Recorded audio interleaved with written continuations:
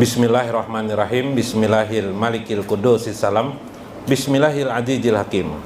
Wassalatu wassalam ala sayyidina wa nabiyina Muhammad wa ala alihi wa sahbihi ajma'in.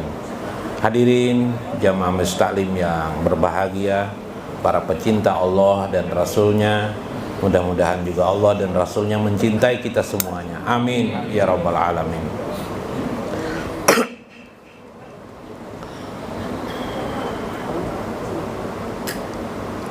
Wa ahlul haq bil fuqara'i atau minal fuqara'il arifin nafazu min hajihil umur kulluha ilal qurbah. Kegiatan orang-orang ahli arifin, orang-orang arif, orang-orang yang ma'rifatullah, ahli ma'rifatullah kata Syekh, itu bagaikan seorang fuqara, bagaikan seorang fakir, orang yang selalu berharap hatinya terwujud, terarah, terkonsentrasi hanya kepada Allah Subhanahu wa ta'ala. Nah, luar biasa. Maka pada saat itu, pada saat dia yang kemarin kalau dalam tarekat itu ada kalimat ilahi anta maksudi waridaka matlubi. Ilahi Tuhanku, ilahi anta maksudi, engkaulah maksudku, engkaulah tujuanku. Maksud itu bahasa Arab artinya tujuanku. Engkaulah tujuanku. Waridoka matlubi, ridho engkau yang matlubi, yang aku cari. Nah, pada saat seperti itu, orang itu sudah berada pada satu keadaan terangkat dirinya dari makam ruh jasad kepada ruh jasmani. Tingkatan ruh itu ada 4. Tingkatan ruh itu ada 4, makom atau tingkatan. Ruh jasad, ruh ruwani, ruh apa lagi yang disebut dengan ruh sultani, yang keempat adalah ruh qudsi.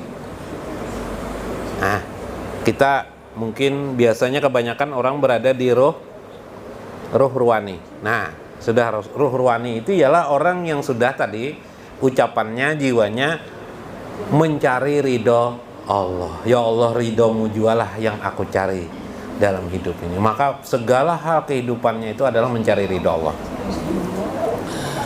Maka orang itu disebut sudah fuqara. Orang itu disebut dengan al-fakir. Al-fakir. Orang al-fakir ialah orang yang selalu berharap kepada Allah Subhanahu wa ta'ala. Fakirnya apa? Dia ingin selalu qurbah. Qurbah itu apa? Dekat dengan Allah. Wa taqayyidu bi syai'im mimma siwallahi ta'ala. Maka saat itu hatinya terus terikat, bukan dengan dunia, tapi terikat kepada Allah. Hatinya terus kepada Allah. Mimma siwallah, tidak ada lagi keterikatan selain Allah, tidak. Tapi hatinya kepada Allah. Ya Allah, waktu tidurnya, waktu berdirinya, waktu makan, waktu minumnya, waktu berteman dengan orang lain, di hatinya, di sirnya selalu kepada Allah. Ya, waktu bertegaul, mungkin johirnya sama dengan orang, tapi sirnya tetap kepada Allah. Sirnya muraqabah, sirnya merasa diawasi oleh Allah. Di sirnya juga terlahir zikir nafsi.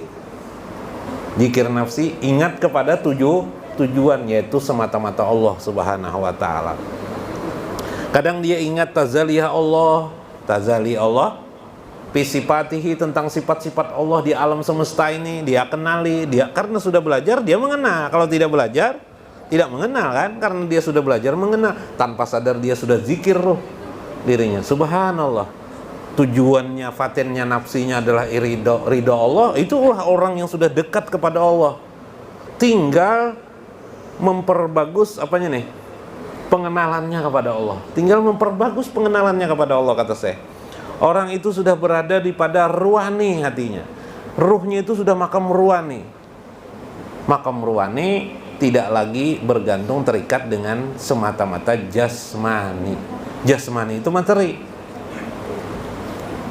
Misalnya sholat ke masjid, dah ingat membawa kopiah aja. Tidak jadi ke masjid karena tidak membawa kopiah. Berarti bergantung kopiah.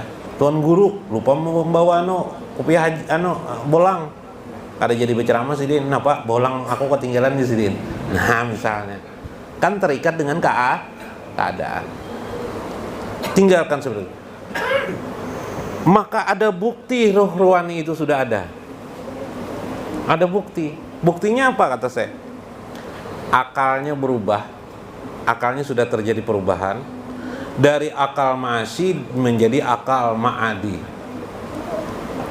Dari akal untuk hidup.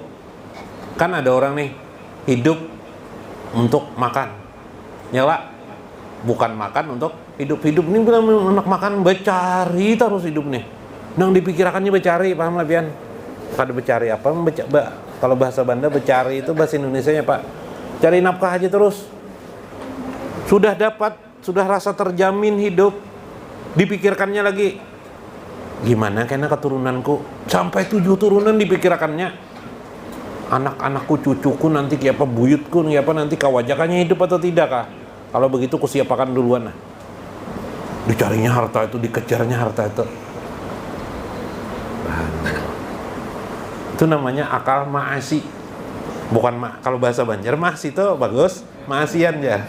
Ya kalau bilang ma'asi ini lain, ma'asi ini maksudnya adalah berpikir materi hidup aja terus nah. Kayak sapi itu nah apa pikirannya? Makan. Nah, pikirannya makan. Bila kada makan, istirahat duduknya. Bapenderannya lengkap kawanan sapi juga. Apa uyuh aja, uyuh jarang sapi satu kan. Itu kalau sapi itu, nah jangan seperti itu bahimah, ma'asi itu bahimah. Kita makan oke, kita cari rezeki ya, sama seperti orang, tapi tidak over keterlaluan sampai lupa kita kepada pemiliknya. Nah orang aulia Allah selalu ingat dengan Allah, sehingga waktu dia berusaha pun, waktu di pasar, waktu di toko, waktu jualan obat, jual apa saja, waktu di jalan, baik ada pekerjaan, tidak ada pekerjaan, terjadi asiknya dengan Allah Subhanahu wa ta'ala. Maka akalnya sudah berubah, berarti ma'adi, yaitu ingat bagaimana hidupnya nanti di akhirat kelak setelah hidup di dunia ini. Itu ma'adi sudah tak? Di dalam Al-Quran, ya ayyuhalladzina amanu taqullah wal tanjur nafsum ma qaddamat ligot. Hai orang-orang beriman, bertakwalah kepada Allah, perhatikan hari esok dirimu. Bukan apa hari esok itu adalah hari akhiratmu. Di mana kamu berada nanti di akhirat. Lama kelamaan dia sudah ma'rifahnya bertambah, melihat dia tazali tentang sifat-sifat Allah, melihat tajali nama-nama Allah di alam semesta ini sudah disadarinya, melihat dia fi'il Allah bertambah, melihat dia asar Allah bertambah, maka timbullah yang ketiga, akalnya akan berubah menjadi akluz zamani, kata saya. Akal zamani namanya.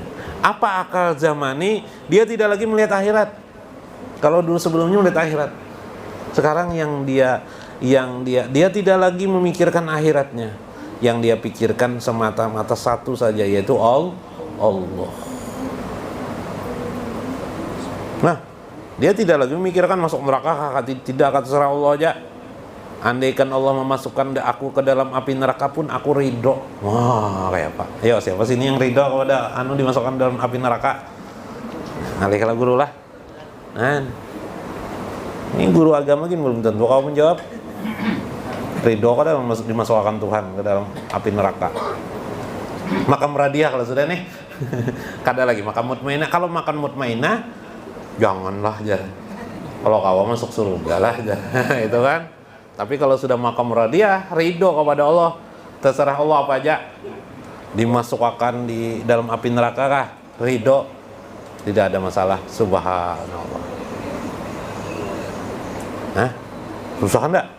Susah pala. Tapi Allah menghendaki.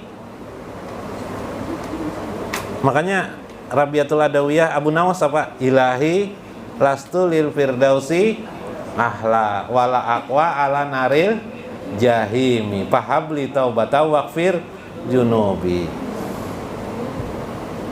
Itu. Jadi meskipun Abu Nawas mengatakan itu, tapi itulah makom di tingkat ketiga yang disebut dengan akluz zamani. akal zamani sudahnya. Itu bukti tanda dia itu sudah ruhnya itu meningkat menjadi ruh sultani. Dari ruh jasmani, bahimah itu binatang hewan, itu jasmani, menjadi yang bersifat ruhani, akhirat tujuan hidupnya. Berubah lagi dari akhirat kepada Allah saja lagi, pemilik segala sesuatu. Sudah tidak dipikirkan lagi, tidak ada yang ditakutaninya lagi tentang akhirat itu kecuali hanya Allah semata-mata. Ini sudah yang disebut dengan aklul zamani. Ilahi lastu lil firdausi ahla. Wahai Tuhan, lastu lil firdausi ahla. Bukan surga yang menjadi tujuan hidupku ini ternyata. Bukan akhirat ternyata yang menjadi tujuan hidupku ini, bukan. Yang aku kesadari, wala aqwa ala naril jahimi. Aku tidak takut ya Allah neraka itu. Wala aqwa ala naril jahimi. Tapi aku juga sebenarnya aku tidak mampu. Wala aqwa ala naril jahimi. Tidak mampu aku nih masuk dalam api neraka. Siapa yang sanggup? Tidak sanggup. Cuma kalau Allah menghendaki masuk neraka, kayak apa? Ini Maha Penguasa. Yang penting ya Allah, hamba mohon pahabli taubatan waqfir junubi. Beri aku kemampuan untuk selalu kembali kepadamu. Taubat itu kan kembali artinya. Yang penting hamba ini bisa kembali terus ya Allah kepada Engkau. Waqfir junubi, ampuni dosa-dosaku. Itu yang penting. Dan betul, hakikat beragama itu ampunan kepada Allah Subhanahu wa ta'ala. Rahman, kasih sayang Allah. Itulah yang dilakukan Nabi SAW sebagai kunci hubungan diri dengan Allah maupun akhirat. Itulah yang bila orang meninggal, apa gurunya dik? Biasanya bila orang meninggal itu kita doakan guru apa? Guru? Allahumma firlahu warhamhu wa'afihi wa'fu anhu. Apa artinya tuh? Ampunan, ikfirlahu, ampunan, ampuni ya Allah si mayit nih, gitu lah. Warhamhu, kasih sayangnya aku. Wa'afihi wa'fu anhu, beri afiatnya dan maafkan segala kesalahannya. Adalah lagi yang lain. Adalah doa Nabi, waqbil amalahu, terimalah amalnya. Karena hakikat amal itu adalah nol. Hakikat amal itu nol. Yang ada adalah harapan minta ampun kepada Allah Subhanahu wa ta'ala. Hakikat kita sholat itu bagi orang ahli arifin bukan cari pahala. Yang cari pahala tuh betul aja orang awam. Orang arifin, pian guru lah, arifin guru lah. Nah, gurunya arifin nih. Jika diingat kita ada arifin di samping nah. Gantiin lah. Kasihan si Din. Disambut terus nama si Din. Ada apa-apa lah. Arti arifin bijaksana. Orang arifin, orang ahli marifah, orang sufi, para aulia Allah. Dari mana tuh lah? Oh, ampunan itu lah. Salat itu meminta ampun kepada Allah. Salat itu berharap Allah rahmat selalu datang kepadanya. Dia tidak menyandarkan amalnya untuk dipertaruhkannya masuk ke dalam surga, tidak. Dia sadar kesenangan akhirat itu diperoleh semata-mata karena kasih sayang Allah, karena ampunan Allah. Tingkat kawas pertama. Tingkat kawasul kawas, dia sadar bukan kesenangan yang dia cari, tapi semata-mata kurbah kepada Allah, ingin tetap bersama dengan Allah. Nah itu kawasul kawas. Tapi ketinggian itulah di bawah aja dulu, tingkat yang kedua kawas. Jadi sholat itu tidak mencari pahala, naik haji tidak mencari pahala, tidak urusan memenuhi kewajiban, tidak lagi. Makanya berulang-ulang naik haji tidak ada masalah, karena yang dicarinya apa? Ampunan, kasih sayang Allah, kemaafan Allah, afiat, kebaikan dari Allah. Itu aja yang dicarinya hidup ini. Jadi dia tidak menyandarkan aku sudah banyak beramal ini padilatnya ini. Enggak, itu dicarinya semata-mata tadi kepada Allah. Maka orang itu sudah di maqam namanya adalah akalnya akal zamani, ruhnya sudah naik ruh sultani. Ruh sultani sudahnya. Akalnya zamani, ruhnya sudah ruh sultani. Subhanallah. berarti dia sudah berada di tingkat ma'rifah, bukan lagi di tarekah. Nah, kalau ilmu itu ada 4, syariat, tarekat, hakikat, syariat, tarekat, ma'rifat, dan hakikat. Tinggal nunggu buah hakikat. Subhanallah. Nah, itu yang dimaksud Syekh. Maka maqam sultani atau ruh sultani akan kita peroleh ternyata memiliki satu relevansi cara pandang kita terhadap sesuatu. Cara pandang. Inilah yang tidak bisa dikatakan orang ma'rifatullah itu pasti amalnya lebih besar daripada orang biasa. Belum tentu.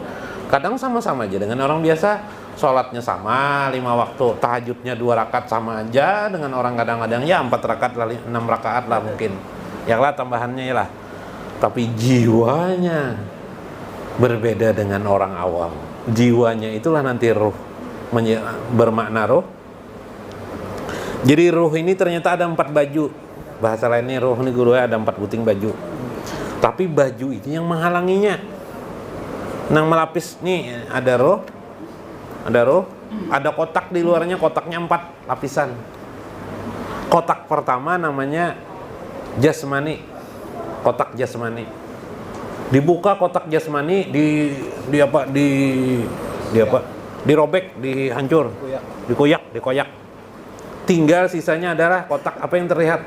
Kotak ruwani namanya. Dikoyak lagi. Jadi sisa kotak apa lagi tinggal? Ruwani, kotak sultani. Ruh sultani sudah maqam ketiga. Dikoyak lagi. Jadi roh Qudsi, itulah diri yang sebenarnya.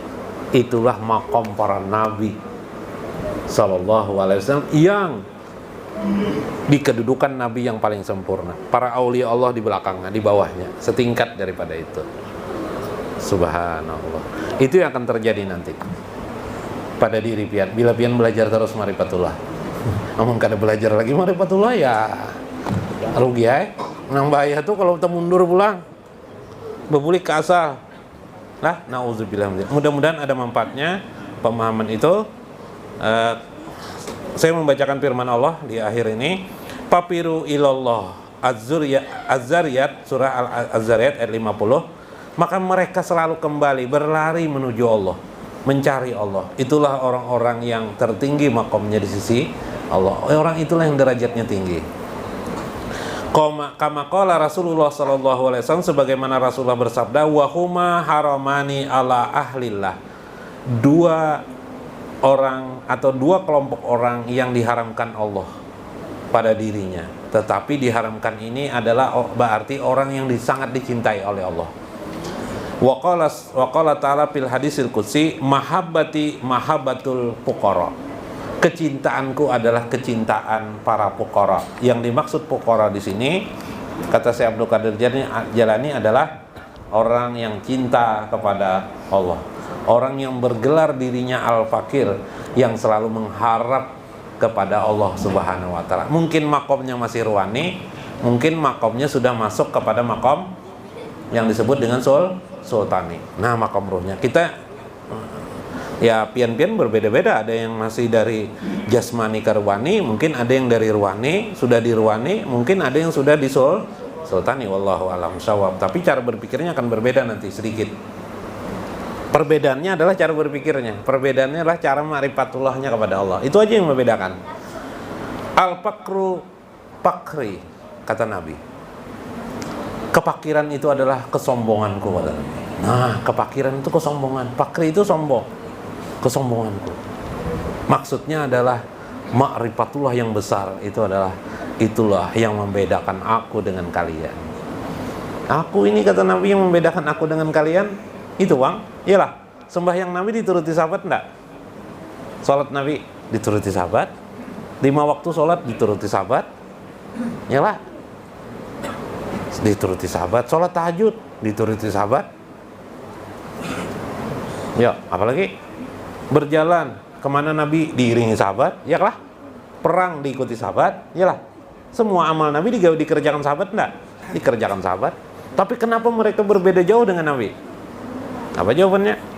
Ma'rifah Tullah. Itulah kesombonganku kata Nabi. Nah, itu. Membacakan lagi lah.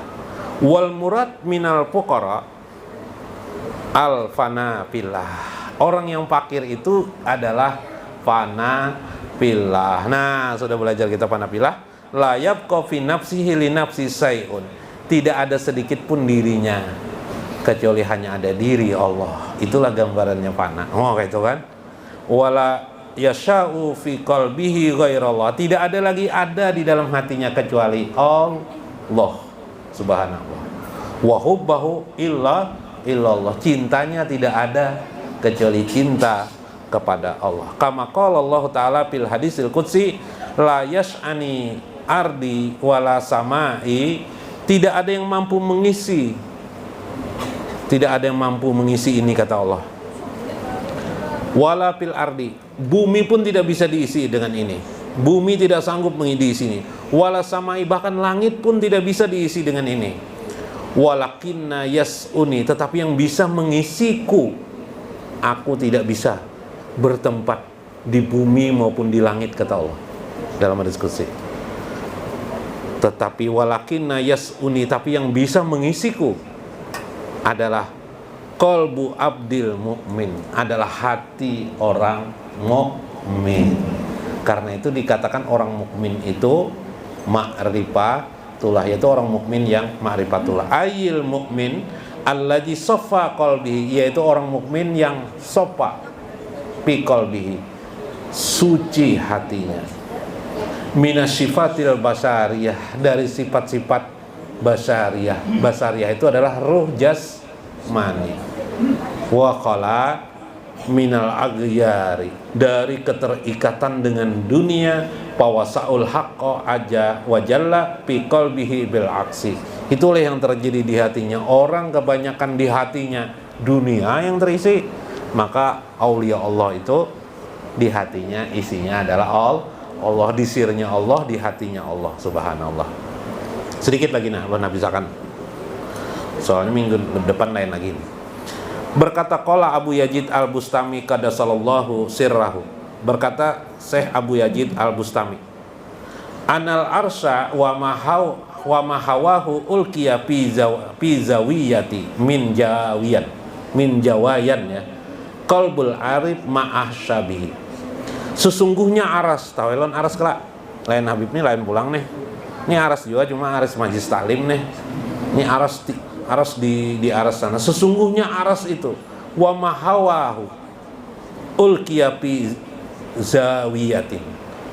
Andaikan aras dan sekitarnya aras itu diletakkan di sisi seorang mukmin, aulia Allah tadi, diletakkan di sisi, di hati orang arif itu, maka wa ma'ahashubihi, dia tidak akan merasakan apa-apa. Dia tidak merasa keindahan aras itu luar biasa kan, tapi dia tidak merasakan senang apa-apa, tidak. Nah, kenapa? Karena dia hanya sudah merasa senang bersama Allah subhanahu wa ta'ala. Itu maksudnya kayak apa? Aras itu kan paling hebat dah. Jadi dia biasa-biasa aja, tapi yang dia rasakan hebat itu adalah dia bersama Allah, sehingga yang lain tidak ada lagi yang hebat. Nah, itu maksudnya. Paman ahabba haula'il muhibina fahum ma'ahum bil akhirat. Bahkan orang yang sudah seperti itu, kata saya Abu Yazid Bustami, maka beruntung jugalah orang yang mencintai para aulia Allah. Nah, ini kita disuruh mencintai para ulama, siapa tahu di antara ulama itu adalah aulia Allah. Maka beruntung, bahkan orang yang mencintai itu, kata Abu Yazid Bustami, beruntung. Kita mencintai sidinnya beruntung dah, apalagi sidinnya itu kan. Mencintai, bahkan beruntung di akhirat, kata Syekh Abu Yazid Bustami. Wa alamatu hubbuhum, alamat cinta hubbihim, alamat cinta mereka adalah hubbu sohbatihim.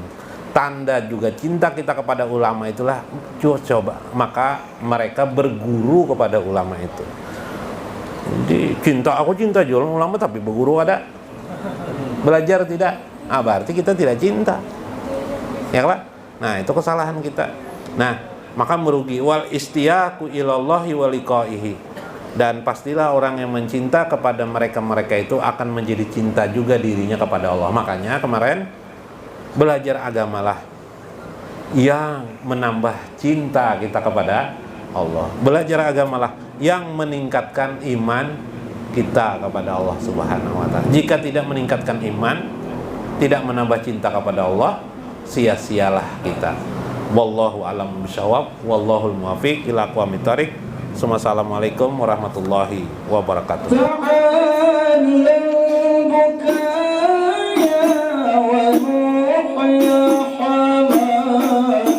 وخذ